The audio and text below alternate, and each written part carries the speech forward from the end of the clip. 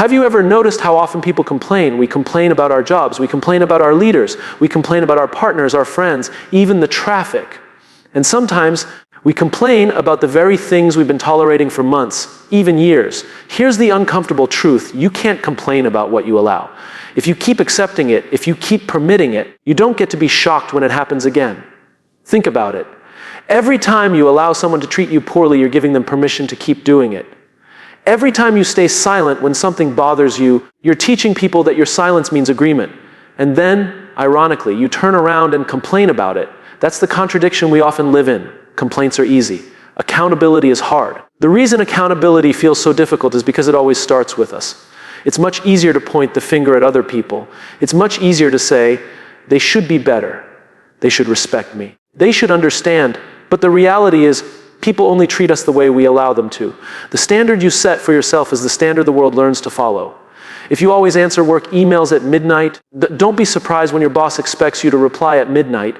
If you always let your friend cancel last minute without saying a word, don't be shocked when they keep canceling. If you let someone speak over you in every meeting, don't complain when your voice isn't being heard. We train people how to treat us. Not with one big speech, but with what we consistently allow. Here's the paradox of complaining. We use it as a release valve. Complaining feels good in the moment because it gives us an outlet for frustration. But if nothing changes after the complaint, it's just noise. It doesn't move us forward. It doesn't create solutions. It doesn't reset boundaries. All it does is reinforce the cycle. So here's a question worth asking yourself. Am I actually upset at what's happening, or am I upset at myself for allowing it to happen again? That's a tough question because it forces us to look in the mirror. And when we do, we realize silence isn't neutral. Silence is permission. Silence tells the other person, it's fine, keep going. Do it again. And before we know it, we've built an environment that we don't even like living in, but one we helped create. Let me tell you a story. There was once a team leader who was frustrated that his employees never showed initiative. He complained constantly, they never bring me ideas. They never take risks. They just sit there and wait for me to tell them what to do. One day, someone asked him, what happens when they make a mistake? He answered, I correct them immediately. I tell them exactly what they should have done.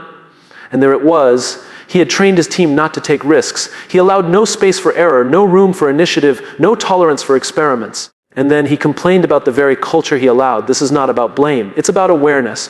Because the moment we recognize that we are allowing something, we also recognize that we can disallow it. And that's where change begins. Boundaries are not walls. Boundaries are clarity.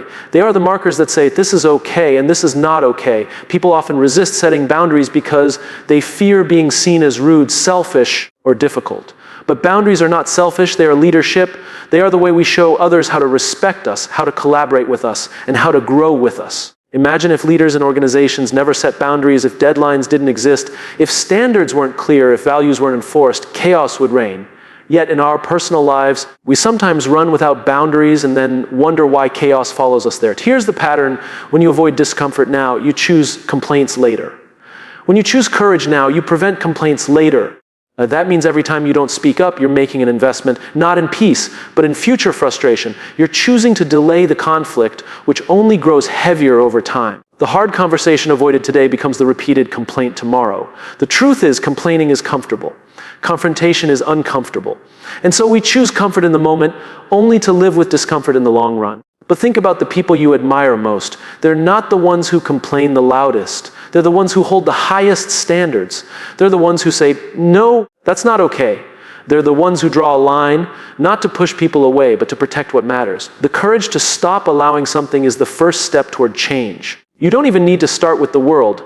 You start with yourself. What habits are you allowing that you later complain about? The snooze button you hit every morning. The scrolling through your phone that steals hours of your time. The unhealthy food choices you know make you feel worse. We complain about our lack of energy, our lack of focus, our lack of progress. But we are allowing the very behaviors that drain us. So the principle is universal. You can't complain about what you allow, whether it's how people treat you, how teams behave, or how you live your own life. Complaining without changing what you allow is just repeating the same cycle. Now, here's the good news. If you allowed it, you can disallow it. If you tolerated it, you can set a new standard. If you stayed silent, you can choose to speak. And the moment you do, you shift the entire dynamic. Change won't always be welcomed. When you first stop allowing something, people might resist. They may even push back harder because they're used to the old pattern. That's normal. but hold the line. Because once they see you mean it, they'll adjust. They'll learn the new boundary, the new standard, the new expectation. And here's the beautiful part: when you stop complaining and start leading with clear standards, people actually respect you more. They may not thank you right away, but deep down, they admire those who are clear, those who have the courage to say what they stand for and what they won't tolerate. The ripple effect is powerful.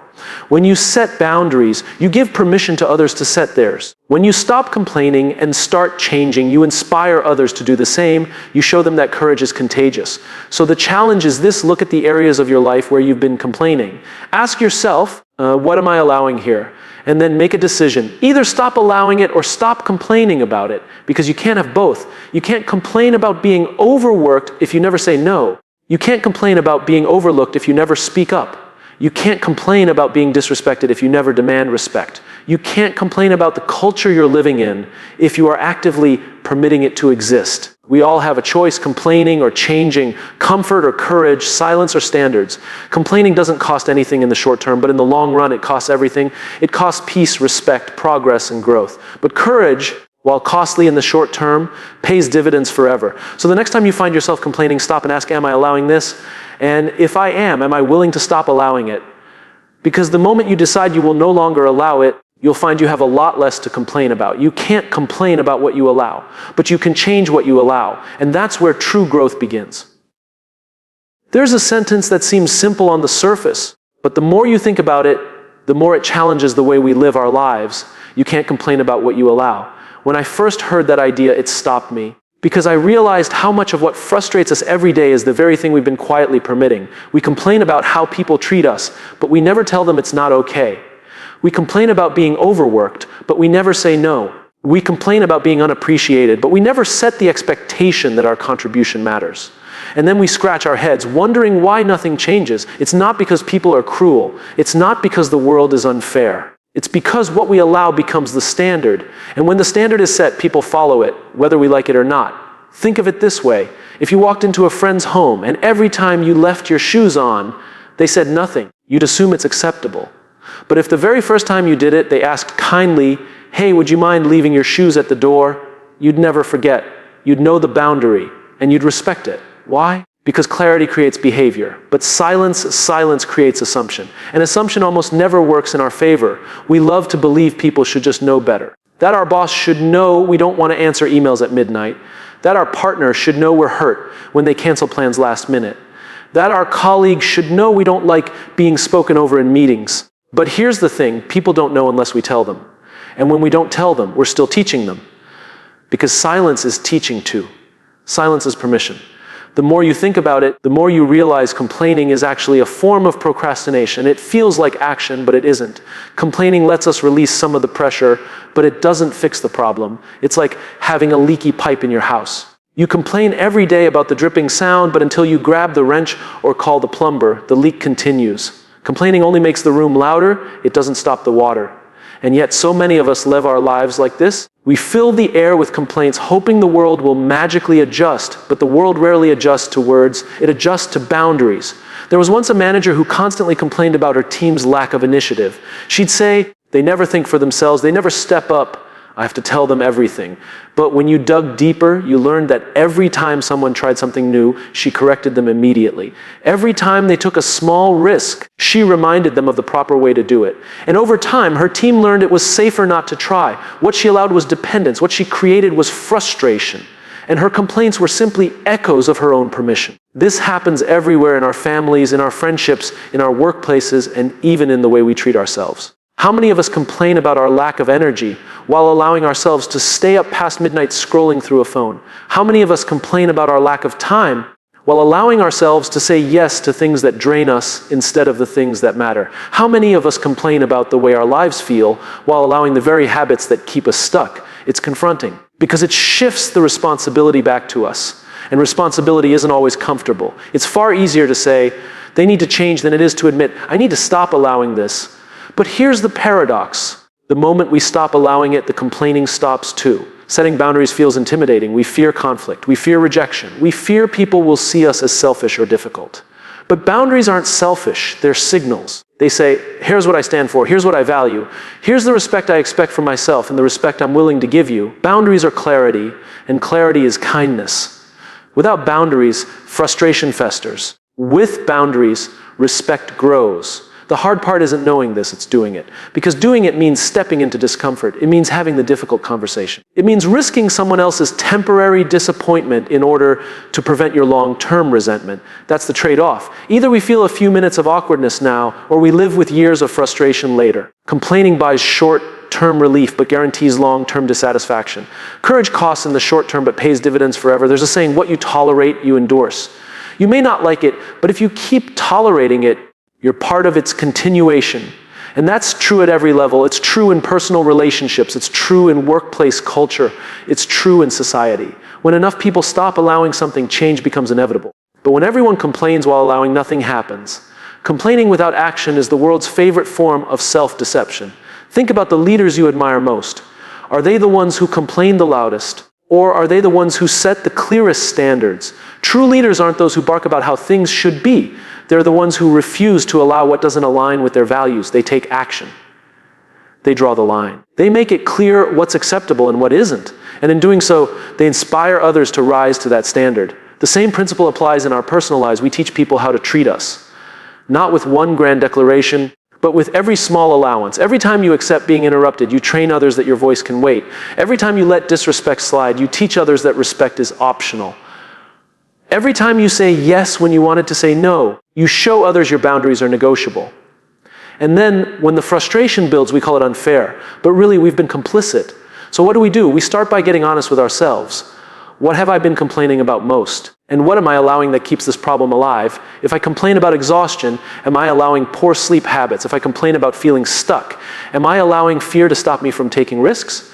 If I complain about being overlooked, am I allowing myself to remain silent when I should speak? The answer is rarely out there. It's usually in here. The second step is courage. Not dramatic courage, the small kind. The courage to say, no, I can't take that on right now. The courage to say, it bothers me when you cancel last minute. The courage to tell your boss, I won't be checking emails after 7 p.m. The courage to put your phone down and go to bed. These are not world-shaking acts of bravery, but they are life-shaping ones. And here's what happens when you start doing this. At first, people may resist. They'll test your new boundary because they're used to the old one. They'll push against it, they'll challenge it. But if you hold steady, calm, consistent, clear, they'll adapt, because humans always adapt to new standards once they're enforced. The surprising part, when people know where you stand, they respect you more. They may not like it in the moment, but deep down, clarity feels safer than ambiguity. People trust those who are consistent. People follow those who know where their line is. And over time, your courage inspires others to draw their own lines. This is how culture shifts, not through endless complaints, but through courageous clarity. So the challenge I leave you with today is this: the next time you catch yourself complaining, stop. Ask yourself, am I allowing this? And if the answer is yes, then you have two options. Either stop allowing it or stop complaining about it, because you can't have both. If you don't want to be overworked, set limits. If you don't want to be disrespected, speak up. If you don't want to be ignored, claim your space. If you don't want to feel drained, stop tolerating what drains you. It may not be easy, but it will always be worth it. Remember this: complaints change nothing. Boundaries change everything. Complaints create noise. Boundaries create respect. Complaints let the problem linger. Boundaries give birth to solutions. You can't complain about what you allow, but you can choose to stop allowing. And when you do, you'll discover that much of what frustrates you begins to fade away. Not because the world got easier, but because you got clearer. And clarity, more than anything, is what sets us free. There's a phrase that, once you let it sink in, changes the way you look at your life. You can't complain about what you allow. Think about how much time we spend complaining. We complain about our leaders, our jobs, our families, our friends, even about ourselves. We talk about how unfair things are, how overwhelming life feels, how others treat us. And yet often, when you peel back the layers, you see something sobering. The very thing we're complaining about is the very thing we've been tolerating all along. The truth is, every time you allow something to happen without saying or doing anything about it, you've just given it permission to exist. And the more permission you give, the more permanent it becomes. Take a simple example. Imagine someone consistently shows up late when meeting you. At first, you let it slide. You tell yourself it's just a one-time thing. The next time, they're late again. You roll your eyes, but you say nothing. After a while, they don't even try to be on time. And suddenly you find yourself complaining to other people about how this friend doesn't respect your time. But here's the hard part: you trained them. By allowing it, you taught them that your time was flexible, negotiable, maybe even unimportant. It's the same at work. If you're always the one who stays late to finish what others didn't, you may think you're helping. But if you complain later that you're the only one carrying the load, you need to remember you allowed it. By not speaking up, by not setting the boundary, by not saying no, you taught everyone that you'll always pick up the slack. And it's not just about people, it's about yourself. How often do we complain about our own lives while allowing habits that undermine us? We complain about being tired, but we allow ourselves to binge watch until 2 a.m. We complain about being unproductive, but we allow hours to slip away scrolling on our phones. We complain about not reaching our goals, but we allow fear and procrastination to keep us from starting. We forget that silence is not neutral. Silence is consent. Silence says, this is fine, keep doing it. And then months later, when we're overwhelmed and exhausted, we turn to complaints as if that somehow balances the equation. But it doesn't. Complaints are a symptom. Allowance is the cause. There was a leader I once observed who constantly complained about his team being disengaged. He'd say things like, no one here cares, no one goes the extra mile, and yet every time someone offered an idea, he shot it down with criticism. Every time someone tried to take initiative, he corrected them harshly. Over time, his team stopped trying, they stopped caring. And there he was, still complaining about a culture that he had personally allowed and even created. This is the human blind spot. We often don't realize how much of what frustrates us is simply the natural consequence of our own tolerance. What we tolerate doesn't just stay, it multiplies. And that's why complaints without action are powerless. They're nothing more than stories we tell ourselves to feel momentarily justified. Complaining makes us the victim. It places the responsibility elsewhere. But action, setting boundaries, saying no, speaking up, that puts responsibility back where it belongs, with us. And responsibility is scary, because if I admit I allowed it, then I also have to admit I have the power to stop it. And that's a lot harder than complaining. But think about this: every standard you live with is one you've either set or accepted. People don't automatically know how to treat you, they learn. They learn from how you respond, from what you let slide, from what you tolerate. If you never push back, they'll assume it's fine. If you never speak up, they'll assume you're okay with it. And over time, you build a life full of things you never really wanted, but also never refused. We tell ourselves stories to justify it. I don't want to cause conflict, it's not that big of a deal. Maybe they'll change on their own. But deep down, we know what's happening. Every time we choose not to act, we're choosing to allow. And every time we allow, we give up the right to complain. It doesn't mean you need to fight every battle. It doesn't mean you become confrontational or rigid. It means you choose courage over comfort. It means you have the hard conversation instead of holding onto quiet resentment. It means you trade the temporary discomfort of speaking up for the long-term peace of living by your values. Because that's what boundaries are. They're not punishments, they're not walls. Boundaries are clarity. They say, this is what matters to me. This is how I expect to be treated. This is how I will respect you and how I expect you to respect me. Boundaries aren't selfish. They're leadership. They don't push people away. They teach people how to move closer without harm. And yes, at first, people will resist. They're used to the old rules.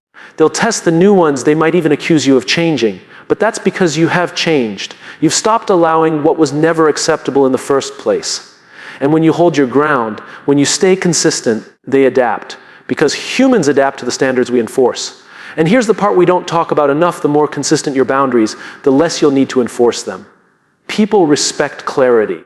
Once they know where the line is, they stop crossing it.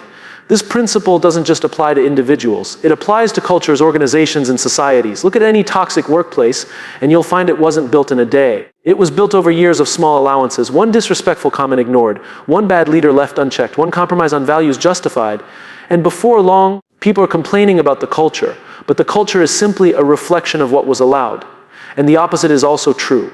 Look at thriving organizations, healthy teams, strong communities. They're not built on constant complaining about what's wrong. They're built on people willing to say, this is what we will not allow here. They're built on courage. So where does that leave us? It leaves us with a choice. Every complaint is an invitation. It's asking you, am I willing to keep allowing this, or am I ready to set a new standard? If you're not ready to stop allowing it, then complaining is just noise. But if you are ready, then every complaint can become a catalyst for change. Maybe for you it starts small, saying no to one more project you don't have time for. Speaking up once in a meeting when you'd normally stay silent.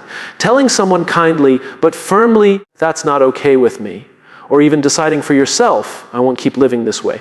Because the moment you stop allowing it, you stop needing to complain about it.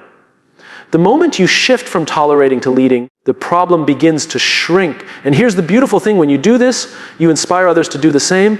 People see your courage, and it gives them permission to find theirs.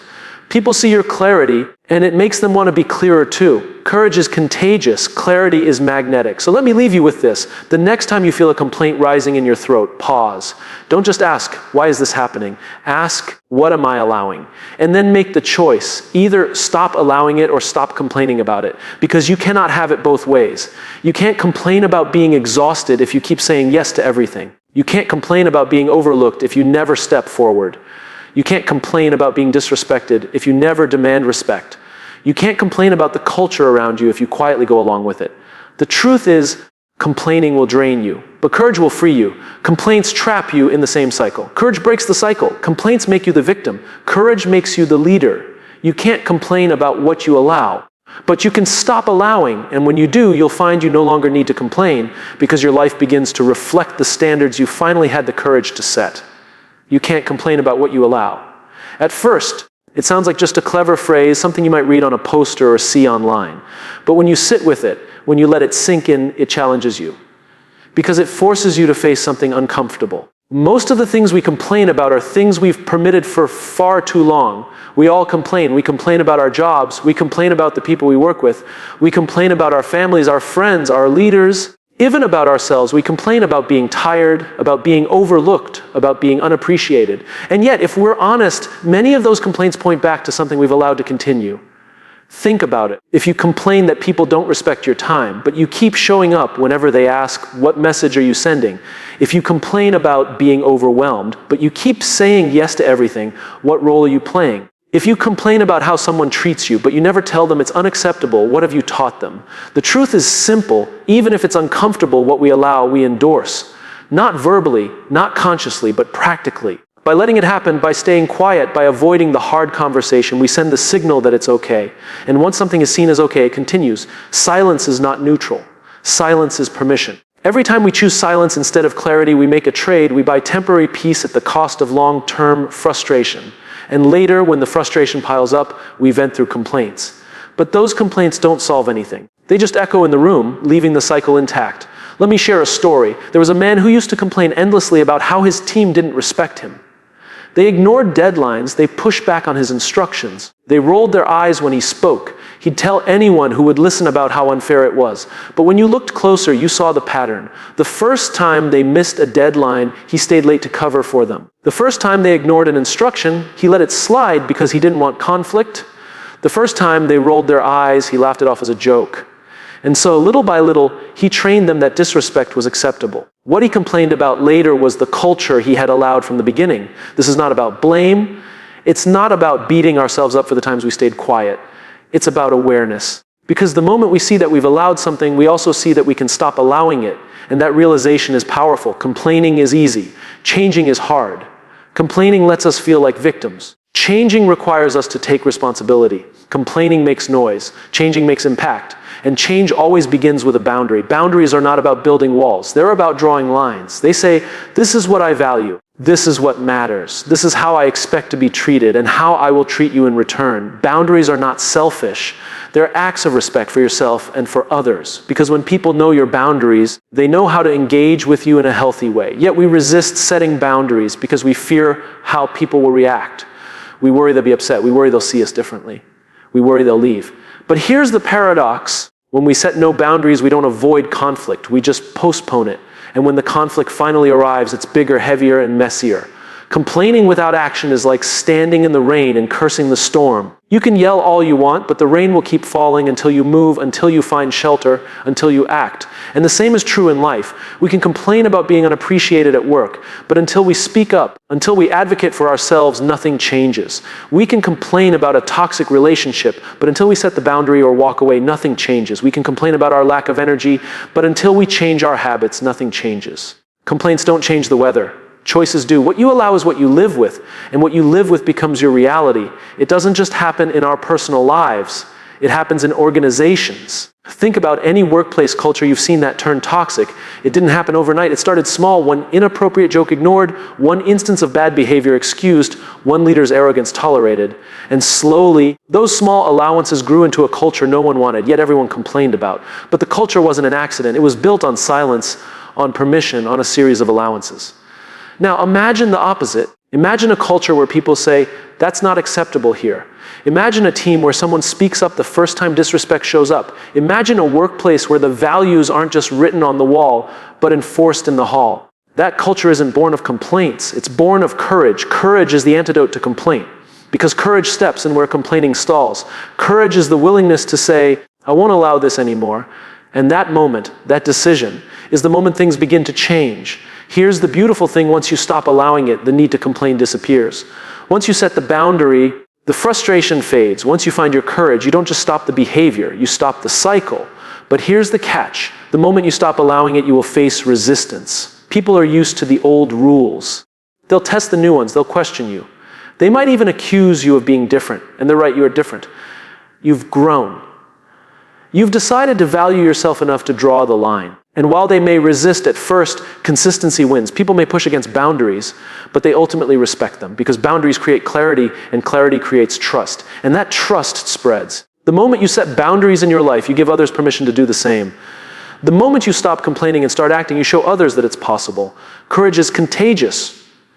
So ask yourself, what are you complaining about most right now? And then ask the harder question, what am I allowing that keeps this problem alive? That's the question that shifts everything. Because once you name what you've been allowing, you face a choice. You can either stop allowing it or stop complaining about it. If you complain about being exhausted, but you keep saying yes to everything, then your choice is clear. If you complain about being ignored, but you keep staying silent, your choice is clear. If you complain about being disrespected, but you keep letting it slide, your choice is clear. Complaining without change is self-sabotage. The moment you decide you will no longer allow it, you regain control. And with control comes peace, with control comes respect, with control comes growth. So the challenge is simple, but not easy. The next time you find yourself ready to complain, pause. Ask yourself, what am I allowing? And then decide, am I willing to keep allowing it, or am I ready to stop? Because once you stop allowing it, you stop needing to complain. Once you stop tolerating what drains you, you start creating what fuels you. Once you stop being silent, you start being heard. You can't complain about what you allow, but you can stop allowing. And when you do, you'll find you don't just have less to complain about, you have more to celebrate. Because your life, your work, your relationships will finally reflect the standards you've had the courage to set. You can't complain about what you allow. It's a confronting statement. Because most of us, if we're honest, are experts at complaining. We complain about the traffic. We complain about our boss. We complain about our partner, our kids, our friends. We complain about politics, about the weather, about our own bad habits. And yet beneath every one of those complaints, there's a pattern. So much of what frustrates us is something we've been permitting silently or passively all along. Think about the last time you caught yourself frustrated. Maybe it was with a colleague who always interrupts you in meetings. Maybe it was with a family member who constantly takes advantage of your generosity. Maybe it was with yourself, watching yet another week go by without you doing the thing you said mattered most. We're quick to complain. But the question we often avoid asking is this: what did I allow that made this possible? The uncomfortable truth is that silence is permission. Inaction is permission. Every time you don't speak up, every time you let something slide, every time you convince yourself it's not worth the conflict, you're making a choice. You're choosing to allow it. And if you allow it, you can't complain about it.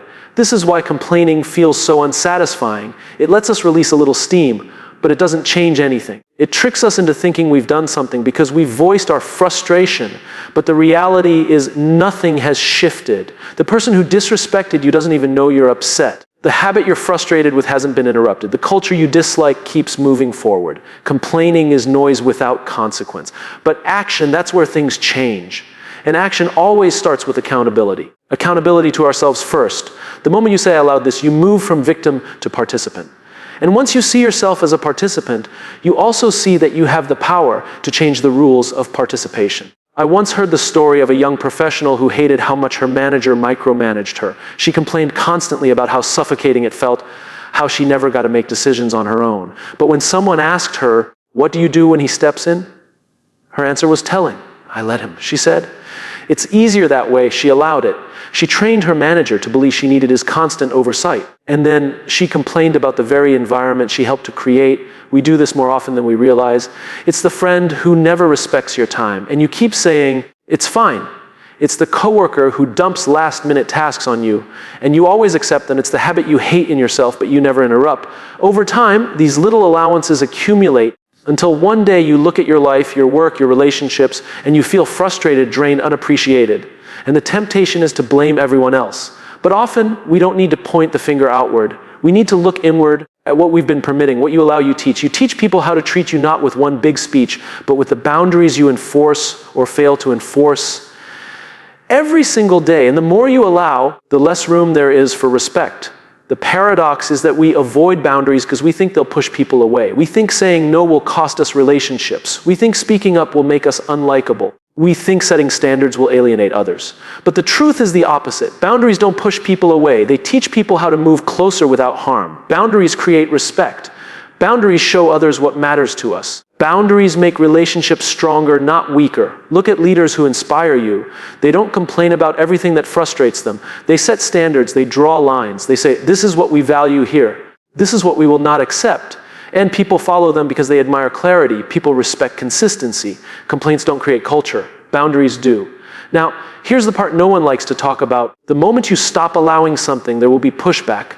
People who benefited from the old rules won't like the new ones. The colleague who always relied on you to cover for them won't be thrilled when you say no. The friend who always cancels plans won't know what to do when you finally tell them it hurts you. The boss who always got late, night responses won't applaud when you stop checking your email after dinner.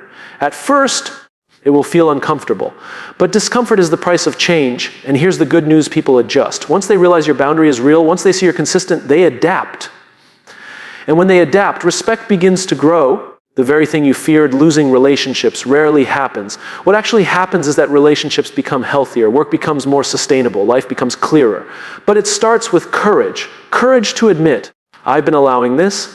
Courage to say, I'm not going to anymore. Courage to hold the line even when it feels awkward or inconvenient. Complaining is easy. Courage is hard. Complaining is comfortable. Courage is uncomfortable. But if you want a life with fewer complaints, you can't avoid the discomfort. You have to embrace it. And let's not forget, it's not just about other people. Some of the hardest complaints we live with are about ourselves. We complain about being stuck, but we allow fear to hold us back. We complain about being unmotivated, but we allow distractions to fill our days. We complain about being unhealthy, but we allow the habits that keep us there. It's the same principle. You can't complain about what you allow in yourself either. This is why accountability is powerful.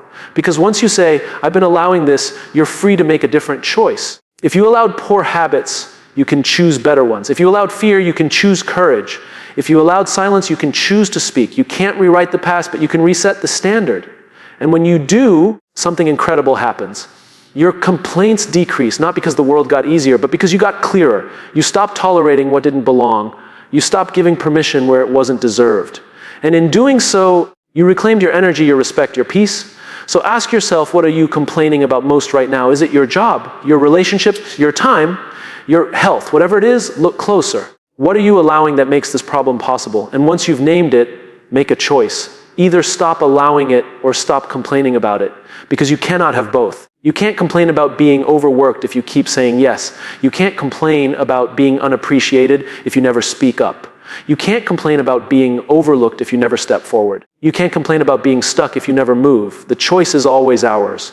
We either accept it and stay silent, or we set a new standard and change it. Complaints keep us trapped. Boundaries set us free. The world doesn't change because of what we complain about. It changes because of what we refuse to allow. So the next time you feel that familiar frustration rising, pause. Ask yourself, am I allowing this? And if the answer is yes, then the real question is, am I ready to stop? Because you can't complain about what you allow, but you can always choose to stop allowing it. And that choice, the choice to act with clarity, to set a standard, to lead with courage, that's the choice that transforms everything.